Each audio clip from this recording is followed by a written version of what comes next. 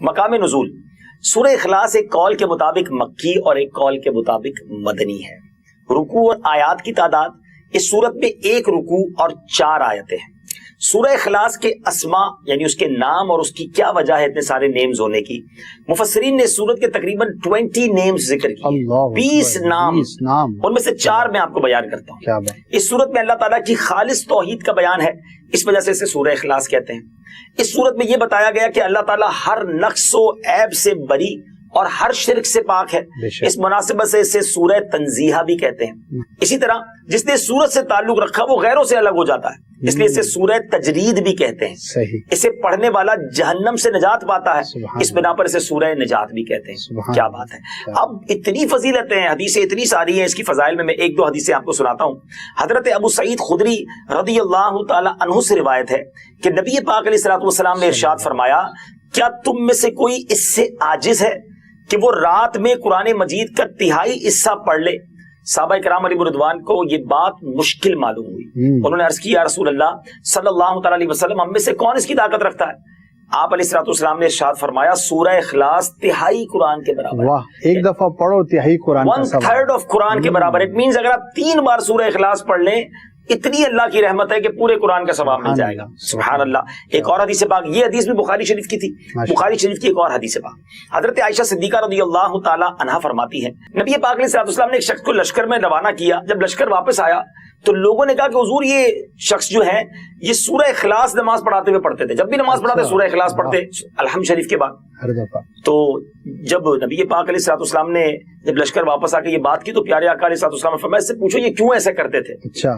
تو انہوں نے جب لوگوں نے ان سے پوچھا تو انہوں نے کہا کہ یہ سورت رحمان کی صفت ہے, اس وجہ سے میں اسے پڑھنا پسند کرتا ہوں. سبحان اللہ. پیارے آقا علیہ الصلوۃ والسلام نے ارشاد فرمایا, اسے بتا دو کہ اللہ تعالیٰ اس سے محبت کرتا ہے. واہ, سورہ اخلاص سے محبت کرنے والے سے اللہ تبارک و تعالیٰ محبت فرماتا ہے. بشارت ہے, کون نہیں چاہے گا. کیوں نہ ہم سورہ اخلاص کو بہت زیادہ کثرت سے پڑھیں. اب سورہ اخلاص نازل کیوں ہوئی؟ سبحان اللہ, اس کا جو بیک گراؤنڈ ہے نا, کمال کا بیک گراؤنڈ. سبحان اللہ. اب نبی پاک علیہ الصلوۃ والسلام نے جب غیر مسلموں کے سامنے, کفار کے سامنے اللہ رب العزت کا نام لیا, پیغام دیا, اللہ وحدہ لا شریک کی طرف بلایا, تو انہوں نے طرح طرح کے سوال کیے. کوئی کہتا کہ اللہ کا نسب کیا ہے, کوئی کہتا تھا کہ وہ سونے کا ہے یا چاندی کا ہے, لوہے کا ہے یا لکڑی کا ہے, کس چیز کا ہے, کیا کھاتا ہے, وہ کیا پیتا ہے, ربوبیت اس نے کس سے ورثے میں پائی ہے, اس کا کون وارث ہوگا. اس کے جواب میں اللہ تعالیٰ نے سورت نازل فرمائی اور اپنی ذات و صفات کا بیان فرما کر معرفت کی راہ واضح فرما دی. یعنی بتا دیا کہ اس کا کوئی شریک نہیں, اس کا کوئی والد نہیں, اس کا کوئی بیٹا نہیں. سبحان اللہ, کیا تفصیل کے ساتھ یہ مختصر سورت ہے مگر کتنی جامع ہے. تو بار بار پڑھیے, اس کے ترجمے پر غور کیجیے, اس کی تفسیر پر غور کیجیے, اللہ سے محبت بڑھتی چلی جائے. آج ایک بڑے عجیب و غریب تابوت کی بات کرنی ہے. جی ہاں, ایک ایسا باکس, ایک ایسا تابوت جس کا ذکر قرآن میں موجود ہے اور اسے تابوت سکینہ کہتے ہیں. اس تابوت میں کیا ایسا تھا, آئیے سنیے. آپ سے گزارش ہے کہ جب بھی یہ ویڈیو کلپ آپ دیکھ پائیں تو اپنے دوست احباب کو, بلکہ ہو سکے تو اپنے گھر والوں کو جمع کر کے قرآن کے اس واقعے کو سنیے گا, تاکہ قرآن کے نور سے ہم سب کے دلوں کو جلا ملے. تابوت سکینہ یہ شمشاد کی لکڑی کا ایک صندوق تھا جو حضرت آدم علیہ الصلوۃ والسلام پر نازل ہوا تھا. یہ آپ کی آخر زندگی تک آپ کے پاس ہی رہا, پھر بطور میراث یکے بعد دیگرے آپ کی اولاد کو ملتا رہا, یہاں تک کہ یہ حضرت یعقوب علیہ الصلوۃ والسلام کو ملا اور آپ کے بعد آپ کی اولاد بنی اسرائیل کے قبضے میں رہا, اور حضرت موسیٰ علیہ الصلوۃ والسلام کو مل گیا تو آپ اس میں تورات شریف اور اپنا خاص سامان رکھنے لگے. یہ بڑا ہی مقدس اور بابرکت صندوق تھا. بنی اسرائیل جب کفار کے لشکروں کی کثرت اور شوکت دیکھ کر سہم جاتے تھے, ڈر جاتے تھے اور ان کے سینوں میں دل دھڑکنے لگتے, تو وہ اس صندوق کو, اس باکس کو اپنے آگے رکھ لیتے. تو اس صندوق سے ایسی رحمتوں اور برکتوں کا ظہور ہوتا تھا کہ دلوں میں سکون و اطمینان کا سامان پیدا ہو جاتا تھا. لرزتے ہوئے دل پتھر کی چٹانوں سے زیادہ مضبوط ہو جاتے تھے, اور جس قدر صندوق آگے بڑھتا تھا, آسمان سے نصر من اللہ و فتح قریب کی بشارت عظمی نازل ہوا کرتی اور فتح مبین حاصل ہو جایا کرتی تھی. جی ہاں, بنی اسرائیل میں جب کوئی اختلاف پیدا ہوتا تھا تو لوگ اسی صندوق سے فیصلہ کراتے تھے. صندوق سے فیصلے کی آواز اور فتح کی بشارت سنی جاتی تھی۔ بنی اسرائیل اس صندوق کو اپنے آگے رکھ کر اور اس کو وسیلہ بنا کر دعائیں مانگتے تھے تو ان کی دعائیں قبول ہوتی تھیں اور بلاؤں کی مصیبتیں اور وباؤں کی آفتیں ٹل جایا کرتی تھیں۔ الغرض یہ صندوق بنی اسرائیل کے لیے تابوت سکینہ یعنی برکت و رحمت کا خزینہ اور نصرت خداوندی کے نزول کا نہایت مقدس اور بہترین ذریعہ تھا۔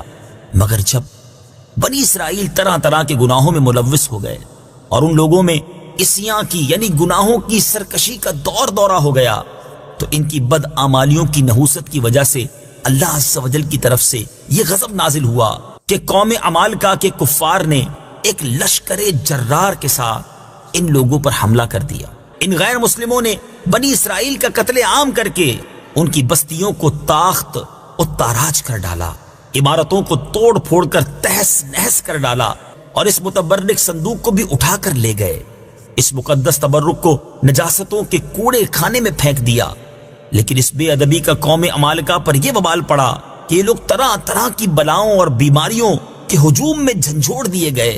چنانچہ قوم عمالقہ کے 5 شہر بالکل برباد اور ویران ہو گئے، یہاں تک کہ ان بے ایمانوں کو یہ یقین ہو گیا کہ یہ صندوق رحمت کی بے ادبی کا عذاب ہم پر پڑ گیا ہے۔ تو ان کافروں کی آنکھیں کھل گئیں، چنانچہ ان لوگوں نے اس مقدس صندوق کو ایک بیل گاڑی پر لاد کر بنی اسرائیل کی بستیوں کی طرف روانہ کر دیا۔ پھر اللہ تعالیٰ نے 4 فرشتوں کو مقرر فرما دیا جو اس مبارک صندوق کو بنی اسرائیل کے نبی حضرت شمویل علیہ السلام کی خدمت میں لائے۔ اس طرح پھر بنی اسرائیل کی کھوئی ہوئی نعمت دوبارہ ان کو مل گئی، اور یہ صندوق ٹھیک اس وقت حضرت شمویل کے پاس پہنچا جبکہ حضرت شمویل علیہ السلام نے طالوت کو بادشاہ بنایا تھا، اور بنی اسرائیل طالوت کی بادشاہی تسلیم کرنے پر تیار نہیں تھے، اور یہی شرط ٹھہری تھی کہ مقدس صندوق آ جائے تو ہم طالوت کی بادشاہی تسلیم کر لیں گے۔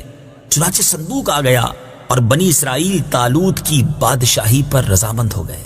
اب آپ غور کر رہے ہوں گے کہ اس تابوت سکینہ میں تھا کیا؟ اتنا مبارک، اتنی فضیلتیں بیان ہو رہی ہیں اور قرآنی واقعہ ہے۔ اب آئیے سنیے تابوت سکینہ میں کیا تھا۔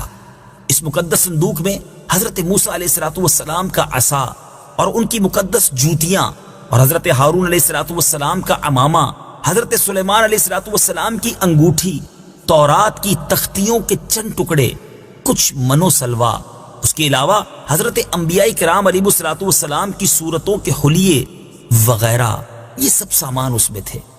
میٹھے میٹھے اسلامی بھائیوں، آپ جاننا چاہیں گے کہ قرآن مجید فرقان حمید میں اس صندوق کا، اس تابوت سکینہ کا تذکرہ کہاں اور کیسے موجود ہے؟ چنانچہ پارہ 2 سورہ بقرہ آیت نمبر 248 میں ارشاد ہوتا ہے، وقال لهم نبيهم إن آية ملكه أن يأتيكم التابوت فيه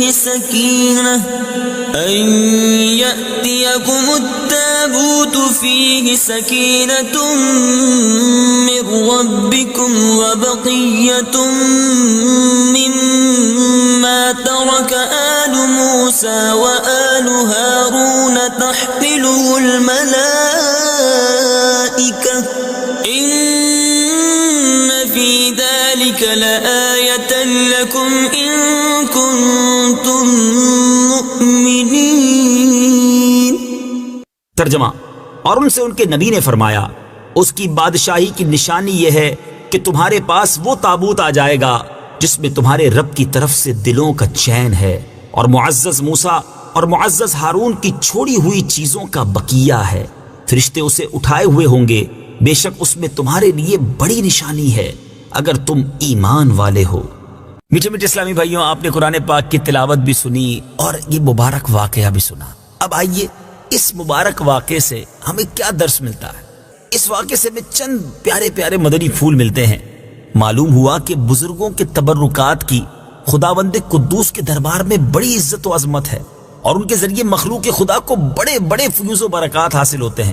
ذرا غور تو کیجئے نا کہ یہ صندوق جس میں حضرت موسیٰ علیہ السلام کی مبارک جوتیاں ہیں، آپ کا عصا اور حضرت ہارون علیہ السلام کا عمامہ ہے، تو اللہ تبارک و تعالیٰ کی بارگاہ میں یہ صندوق اس قدر مقبول، مکرم اور معظم ہو گیا کہ فرشتوں نے اس کو اپنے نورانی کندھوں پر اٹھا کر حضرت شمویل علیہ السلام کے دربار نبوت میں پہنچایا، اور خداوند قدوس نے قرآن مجید میں اس بات کی شہادت دی فیہ سکینۃ من ربکم، یعنی مومنوں کے قلوب کا اطمینان اور ان کی روحوں کی تسکین کا سامان تھا۔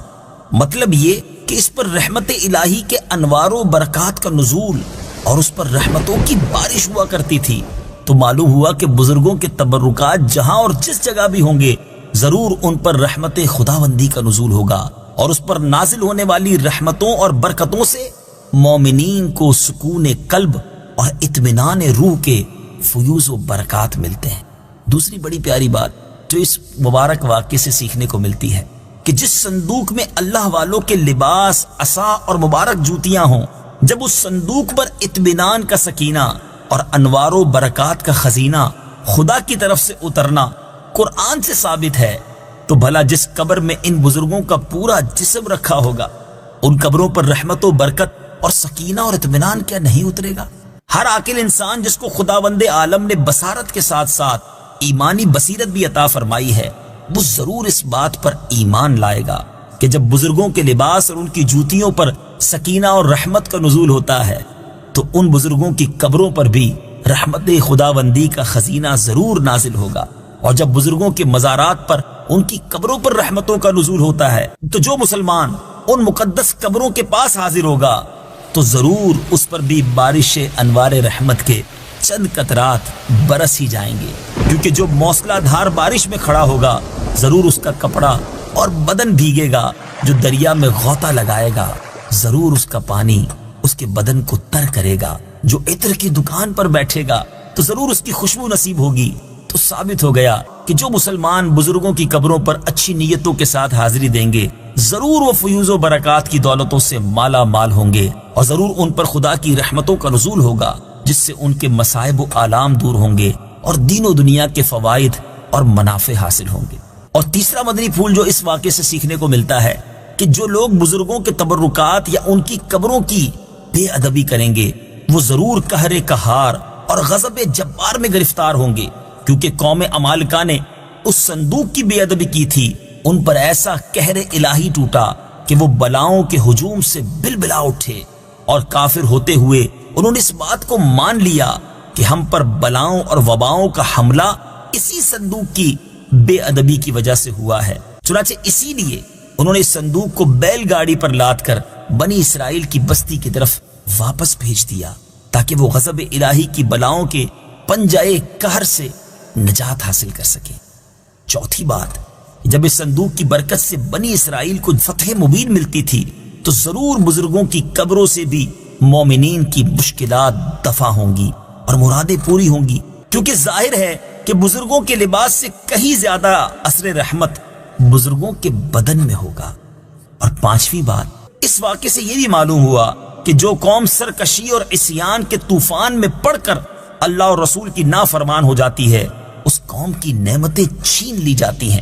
چنانچہ آپ نے سنا کہ جب بنی اسرائیل سرکش ہو کر خدا کے نافرمان ہو گئے اور قسم قسم کی بدکاریوں میں پڑ کر گناہوں کا بھوت ان کے سروں پر عفریت بن کر سوار ہو گیا تو ان کے جرموں کی نحوستوں نے انہیں یہ برا دن دکھایا کہ صندوق سکینہ ان کے پاس سے قوم عمالقہ کے بے ایمان لوگ اٹھا کر لے گئے، اور بنی اسرائیل کئی برسوں تک اس نعمت عظما سے محروم ہو گئے۔